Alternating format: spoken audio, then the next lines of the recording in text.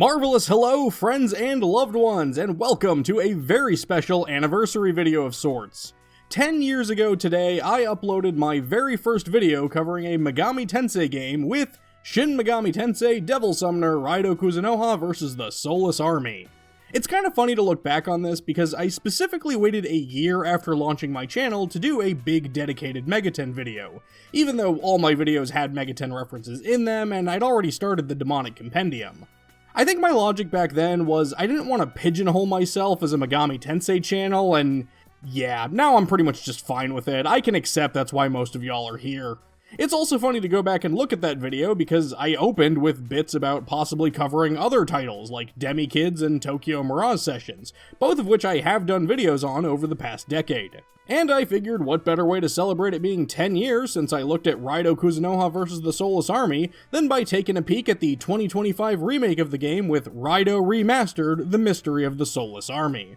This game was first teased in September 2024 when an achievement list for a Raidou game got leaked onto SteamDB. Since this was right before Sega's Tokyo Game Show presentation that year, a lot of people just assumed that's where it was going to be announced. And it wasn't, and I really regret waking up at 6 AM for that show. The game actually got announced at a Nintendo Direct in March of 2025, where it was also confirmed to be coming out in just a few months in June. And one of the first things fans noticed is that the series was no longer called Devil Summoner, instead just labeling this remake as Raidou. And it turns out the reason for that is because, well, fans, especially Western fans, like me, often just referred to the Raidou games as the Raidou games, and they just figured it made more sense to have Raidou be the headliner. I'm trying to think of any other game series that have done something similar to this, and the closest I can really think of is how, like, Super Mario Land 3 ended up being Wario Land 1, and Wario Land just kind of became its own thing from there. Honestly, between Raidou Remastered and Soul Hackers 2, it's kind of funny to me how Devil Summoner has basically been split into 3 different series by this point. But one thing I will say about this title, I hate that they called it Raidou Remastered. Because, first of all, it's not a remaster, it's very clearly a remake. Like, on the chart between Nocturne HD Remaster and Persona 3 Reload, this game is very clearly closer to the latter side in terms of the remaster versus remake discussion. I think the game could have just been called Raidou, The Mystery of the Soulless Army, if only to maintain future consistency. Because presumably, we're going to be seeing Raidou Remastered, The Mystery of King Abaddon not too far from now, but then if they make a new game, they're going to ditch the remastered part of the title anyway when we get Raidou, The Mystery of Why All These Sharks. For the record, I really do hope that this Raidou revival, this revival if you will, does result in us getting Raidou 3 in the next few years. That would be a dream come true. Like, literally my dream. I even told this Shiba Inu all about it, see? Now, as outdated as my old video is, I did already go over the entire plot of Soulless Army back then, so I'm not going to be touching on everything, and mostly just going to be commenting on things in this remake that stood out to me. That said, consider this your spoiler warning all the same, because I'm just going all out from here. You play as Raidou Kuzunoha the 14th, which as a reminder to everybody is a title and not his actual name. In the prequel novel, Raidou Kuzunoha vs. the Messenger of the Dead, or, to use the updated title, Raidou Reprinted, The Mystery of the Messenger of the Dead, his name is Johei, but they forgot to give him a canonical last name, so I went with Aramata, because as I've mentioned before, Raidou seems to be based on Yasunori Kato, a character from Teto Monogatari, created by Hiroshi Aramata, so I just thought that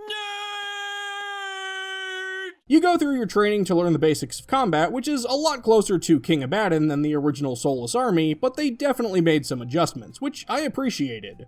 Your gun works a bit differently now, and perhaps my favorite mechanic is a unique dodge move called Devil's Feint, where you immediately just kinda zwoop around your targeted foe, and if you dodge with perfect timing, you can perform a Devil's Bane, which can not only interrupt giant enemy attacks, but you can shoot a little girl in the face to deal massive damage. Raidou can also get a wide range of battle skills and passive abilities through sword alchemy that help you customize your Raidou to fit your preferred playstyle. Also, I guess someone at Atlus had Van Halen stuck in their head because when determining new mechanics for Raidou, they decided he might as well jump.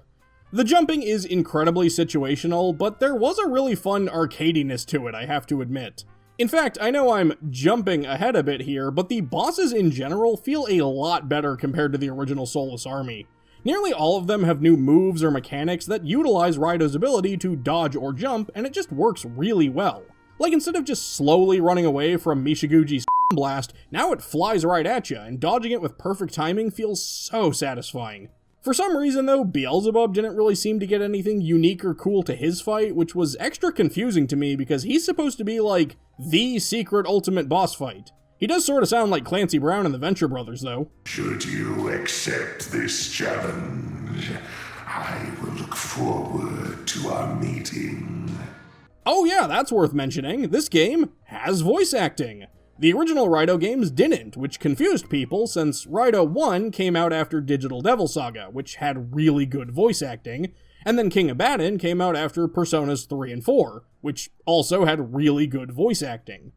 A lot of people believed that Raidou not having voice acting was a stylistic choice to make it feel more like a silent era film, but screw that I suppose, so now we have voice acting. Ray Chase is back as Godot, and he continues to do a great job. I honestly love this performance for the character, a lot more than what Patrick did for him back in Soul Hackers 3DS. Oh, it's right double trouble. Also, I know it's supposed to just be a traditional cat mouth shape, but his portrait in this game always looked to me like Godot has a little Poirot mustache. Sadly, Billy Comets passed away in 2022, so Raidou is now voiced by Stephen Fu, who does a nice job with the character. He's still a mostly silent protagonist, but he does call out demon names and has a little bit of dialogue here and there. At the end of the tutorial, Raidou and Ukubak fight Okikumushi again, but to introduce the King Abaddon mechanic of allowing Raidou to have two demons in battle, they added a little extra to this fight by having him team up with an Alp to fight Okikumushi after she grows bigger and bigger to become a queen.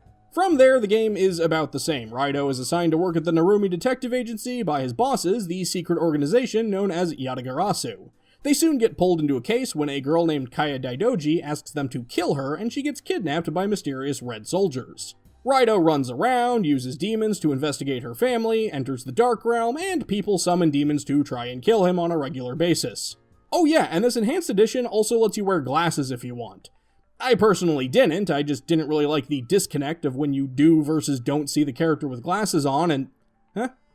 What do you mean I'm showing footage of the wrong game? There is no way Atlus would ever do this incredibly specific thing twice. As Raidou investigates, he learns about these monsters called Red Capes and has to track one down. And by the way, I never noticed this when I played the original game, but this chapter has you fight the automobile demon Oboroguruma, who is an old-timey redesign of an existing MegaTen demon called Chris the Car, based on Stephen King's Christine. And you fight this demon by entering the area Kurisuzaka during the full moon. Kurisuzaka. Kuris-Zaka. God, I love this franchise so much. This is so dumb, but I adore it. It's also worth mentioning that because this game is a remake, some of the dialogue was changed. Some of it is fine, some of it is weird. I have no idea if it was done to be closer to the original Japanese script or not, but some of the line changes just strike me as odd. Like in Chapter 2, after you beat up some Yakuza in the bathhouse, the leader, Sadake, says this. Where in the remake, he says, "Why wear a hat in a bathhouse?" And like, I don't know, for a gang leader, I think Remastered's take on that line is a lot less punchy. Raidou eventually tracks down the Red Cape, who isn't Daidoji, but Denpachi, the rickshaw runner. And he's actually pretty tough. I think I'm gonna need some more powerful demons here. What? It's paid DLC. Raidou continues to track down Daidoji, eventually chasing him to his factory, where this happens.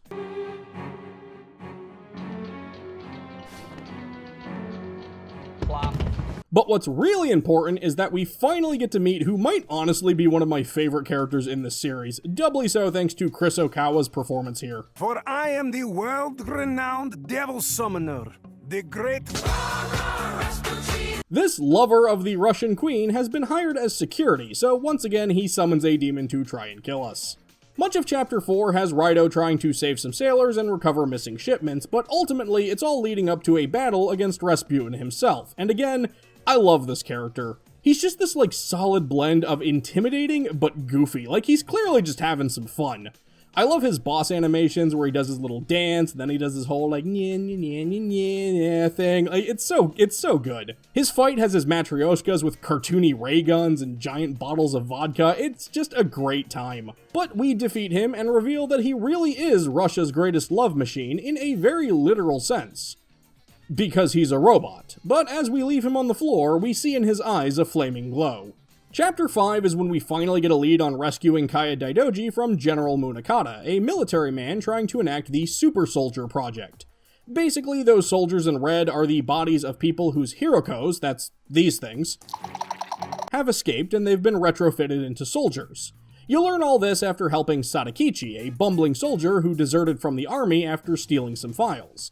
And I do have another minor dialogue change complaint here. See, remember back in my original video when I had this bit? It's an army of corpses!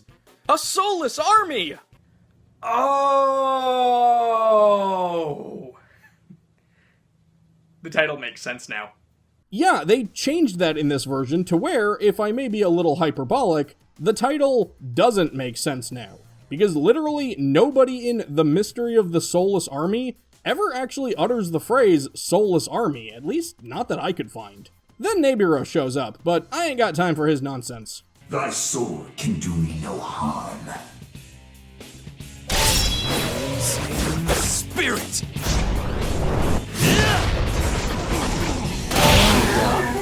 So we rescue Kaya, she gets her super cute haircut, we go on a treasure hunt, and oopsie poopsie lemon droopsie, we forgot that she was possessed by a demon, so we just helped her find the one thing she needed to succeed in her plot. Okay, now, most of these chapters, I've just kind of been glossing over them with one or two little bits to give my thoughts and have this video be, hopefully, entertaining. If you're liking it, please let me know. But Chapter 7, I have a lot to say about this one, because they made some pretty big changes that kind of baffle me. So this chapter opens up with Raidou staring at Kaya's cut hair, even though it's been on the floor for like at least 2 days at this point. Seriously, Raidou, grab a broom. And Narumi stumbles home to reveal he's been beaten up by Sadakichi, who is in fact not a bumbling army soldier, but a fairly competent Navy spy. The original story of this chapter is that the Navy and Yatagarasu call Raidou to the Nameless Shrine because this unnamed officer, who is crucial to the future of the country, and is heavily implied to be Hirohito, who was a high-ranking Navy official who went on to become emperor, was afflicted with a terrible curse. So Raidou has to take the curse upon himself and track down the source of it. But in RAIDOU Remastered, they changed the unnamed Navy officer to Lord Takagi, who they say is like the chief god of the Yatagarasu organization. As far as I know, there isn't a real Lord Takagi, but it's possible that this is Takami Musubi. And this is just such an odd change to me. Like, the argument I've heard is that Atlus maybe wanted to tone down references to, like, you know, real history and Japanese imperialism and everything, but I just don't get this. Because, for one, if it's no longer a high-ranking Navy officer, then why is Sadakichi here at all? Why is this a naval matter in the first place? Why beat up Narumi for snooping when the Yatagarasu could have just called Raidou? He literally works for them. And the extra kicker here is that they even go out of their way to say that Lord Takagi is so cool and so strong and his dick is so huge that the curse isn't even actually hurting him. Raidou just has to take the curse upon himself and track down the source purely because this insolence will not stand. It's especially weird to me because the game tries to have such a strong message of Raidou protecting the capital by protecting the people, and that idea worked a lot better with the implication that this was an important person who would guide the country forward and not just a god who is, at worst, mildly tiffed at this curse business. Like, I can kind of understand why they wanted to change it, but I really don't think this was the best way to do that. Also, in the original game, when Raidou was cursed, they just kind of, like, inverted his colors, which I thought was really funny. In this game, he has, like, an actual curse design with spooky glowing and symbols and stuff. I'm not really sure if that's a good change or a bad change, it's just a thing I wanted to mention. Another change I do want to throw out is a few years ago I did a Demonic Compendium episode on Chatter Skull and Utai Gaikotsu, and in that episode I commented on the fact that these two demons look virtually identical, and I wished that Atlus had done something to differentiate them a bit more. Well, apparently this is the one time they decided to listen to me, because in RAIDOU Remastered, Utai Gaikotsu is now a much more reddish color, which I like. This is a good change. I applaud them for this. But then they made a few other demon changes that I don't like as much, and it seems really inconsistent which ones did or didn't update to Raidou standards. For example, certain demons that used to have Raidou'd versions of themselves, like Belial being a lot scalier or Legion being skeletal, have now been reverted to their more bog-standard designs that exist in other games. But some of them kept their more retro looks, like us getting the Calico Nekomata, which is honestly my favorite look for this particular demon, or the non-bondage angel design. Honestly, I'd have been fine with them using the Doi Angel from Shin Megami Tensei 5 here, since quite a few Doi demons, or Doimons, did get added to this game, with some working way better than others. I'd argue Hayataro fits better alongside Raidou than he did in the game he was actually made for. Also, I can't let this slide. Where the f*** is Dormarth? She was literally invented to be Raidou's demon partner. Why isn't she here? I want my puppy girl. But, okay, one final comment I want to make about Chapter 7 is this. At the end of it, when Sadakichi is answering Raidou's questions, he specifically talks about how, Munakata has changed, and people noticed he has a weird habit of talking with his hand over his mouth.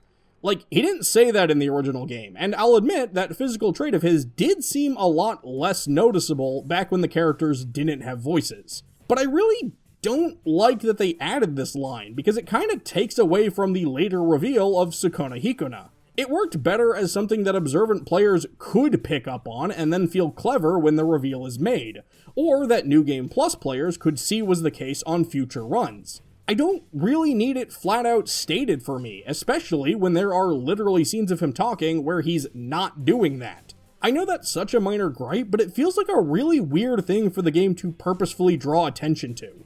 Oh yeah, also, the Yomikugutsu are now called Hellspawn. That's Hellspawn and not Hellspawn, so if you think it's Hellspawn, you're wrong because it's Hellspawn and not Hellspawn. Got it? Cool, moving on. Raidou then goes to investigate the radio tower, Wadden 1, where this one guard no longer blatantly thinks the tower looks like a penis. It totally does, and they know it does. That's why you fight Mishiguchi here in Soulless Army and Mara here in the sequel. One thing I feel like I've glossed over is that the mystery of the Soulless Army now has the case files from King Abaddon. These are little side quests that get added to your log as you progress through the game. Honestly, when I was recording gameplay footage, I found it really easy to just go do these as they popped up.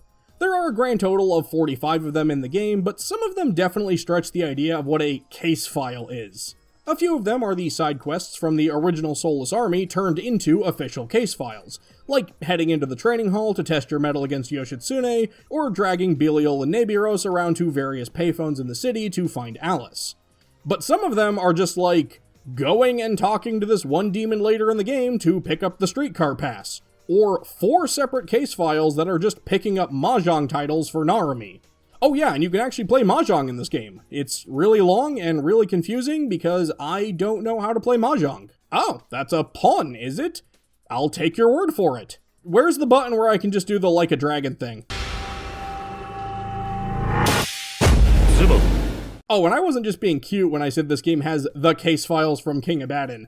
I mean in the very literal sense that some of these case files just are the ones from King Abaddon, like investigating a crack in the wall to fight off waves of Makami. Speaking of that game, there's one case file in particular called A Theoretical Request, where Raidou has to deliver a pixie that knows Agidyne to a messenger in Ginzacho, as opposed to the one quest in King Abaddon where you deliver a pixie with Megidolon to Kyoji Kuzunoha I. And this is such a weird quest for me. The manner of speech, the text, and the mention of putting Pixie in a kimono all implies, in theory, that this character is Nagi, a major character from King Abaddon who studies under Garen Kuzunoha the 17th, and has a high pixie that looks like a regular pixie wearing a kimono. It's a cute little reference, but it only really makes any sense to people who've already played King Abaddon.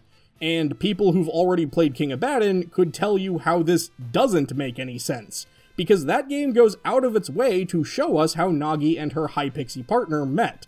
So unless RAIDOU Remastered The Mystery of King Abaddon plans on changing her backstory, or even further outside the realms of my conjecture, this just somehow isn't Nagi, it's just kind of a weird thing to see. Also, yes, I fully believe in my heart of hearts that the Mystery of King Abaddon is going to happen, and they're probably already working on it right now, because what other possible reason could there be for this Fukoshi member to say this?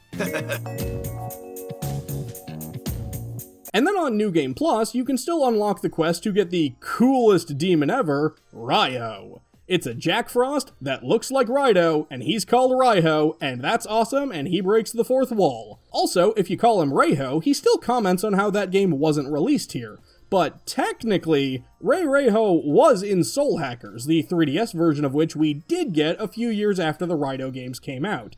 So this isn't entirely accurate anymore. I'll delete your save data! Hee-haw! No, wait, I'm sorry, I'll be good. Okay, back to the plot. Raidou defeats the giant penis monster, and Rasputin sends him to a parallel universe where Godot no longer sees himself and says, "handsome cat." So this remake is unplayable garbage. Raidou and Godot team up with themselves and go on some mini-boss fetch quests. One of my least favorite parts of the original game is made slightly more bearable now because instead of just running around waiting to fight 8 Shoten in random encounters, you can see them on the overworld map. And if Raidou's level is high enough, his summoned demon can just immediately wipe them out without even needing to battle, so that's kinda nice, I guess. If it seems like I'm just rushing through this part, it's because I am, because we are coming up on what might be my favorite moment of this remake. After Raidou makes it back to his world, we chase down Munakata, and along the way, we get it. We get my favorite bit from the original game, voice acted to perfection. You lost to the wall. You are the creamiest of pops. Cream pumpkin. Your family's cream puff. Friends, best friends, girlfriend, cat. All cream puffs. Yes, fine, we're cream puffs. Will you do the job, though? Oh, I love it. I love it so much. I'm so happy right now. Oh, and I'm putting this in the video, because it's my video, and this is funny to me, so deal with it. Pancake. I want butter. I want syrup. Munakata, aka Sukuna Hikuna, the demon that was possessing him, sends up his satellite and awakens the Soulless God. And yes, it's still a giant mecha kaiju god made out of a battleship. My thoughts on this have not changed over the past 10 years. That is awesome. So Raidou goes and hits up Dr. Space, and once again we have to choose a demon to send up to the satellite to disarm it. And you know, I used to struggle with this decision, but thankfully for me, RAIDOU Remastered added Doi's Artemis, the dumbest, most stupid, idiot moron demon ever whom I hate. So now, it's a no-brainer which demon I want to send off to die in space. Thanks, Atlus. Oh yeah, and remember that moment from the original game where Godot dies aboard the satellite and reveals that he was Raidou the First? Well, God forbid we actually let that scene carry any emotional weight, because at the start of the final chapter, not only is Godot immediately back in Raidou's head as a disembodied voice, but the Godot from the parallel dimension is also here, so it's as if nothing has changed, except now Godot spends more time arguing with himself. But okay, Raidou once again has to travel through time in the Akarana corridor and go through the boss rush to fight the demon inside Kaya Daidoji, who, by the way, isn't a demon, but is actually Raidou the 40th from the future because he's trying to change history. This remake definitely establishes that a lot earlier on, and it makes it a lot more blatant than it was in the PS2 version. Hey, what's this thing? Oh, no, we don't need to see any of that. Whew. Total garbage decade. One final thing I want to say about the voice acting is that I actually really like that even when she's possessed, Kaya's voice is still just Kaya's voice.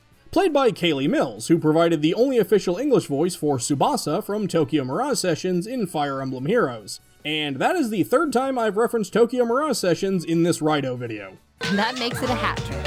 Like, I don't know, it's a huge pet peeve of mine when I see like body swaps and stuff actually have a character's voice change, so instead of them having some deep, foreboding Raidou the 40th voice coming from this teenage girl, I really liked that even when she's monologuing like a villain and trying to sound all sinister, she's still just a teenage girl. Also, I will say this, the fight against Kaya Daidoji is so much better in this remake. She has this super cool comp sword that unsummons your demons, and she has a bulletproof shield, so it really is just this awesome one-on-one sword duel. I really liked this. It was a good way to mix up the multiple phases of this final boss fight. Alright, so Raidou defeats the soulless god Yasuo Magetsu, severs Raidou the 40th from Kaya, the day is saved, credits roll. And I guess Atlus was sick and tired of people not understanding that this crow from the end of the original game was clearly meant to be Godot, so they just made it as blatant as they possibly could by having Godot's voice saying he's off to find a new body.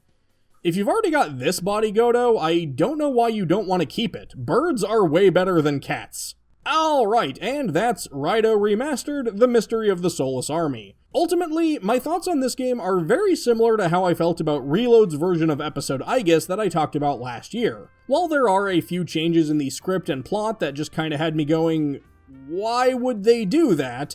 I'm not gonna sit here and argue that the cons of this updated version outweigh the pros. The improved battle mechanics are great, especially over the original Soulless Army, which I do love, but that game was very slow and limited in places in its combat. The case files added plenty of extra side quests and little things to do and see that weren't in the original game, and while I admit I enjoyed the sort of gritty film noir visual style of the PS2 versions, I think the graphics still look really solid here. It's a good remake, and as someone who regularly says that King Abaddon is my third favorite MegaTen game of all time, I'm eager to see RAIDOU back in the spotlight. I know this series is never gonna blow up to be as big as Persona, and that's okay. I love RAIDOU for what it is, and I'm eager to see where RAIDOU is going from here. And much like 10 years ago, I have no idea how to end this video, so hey, let's listen to Ippon Datara say more stuff. Okay, yay! Destroy the wall!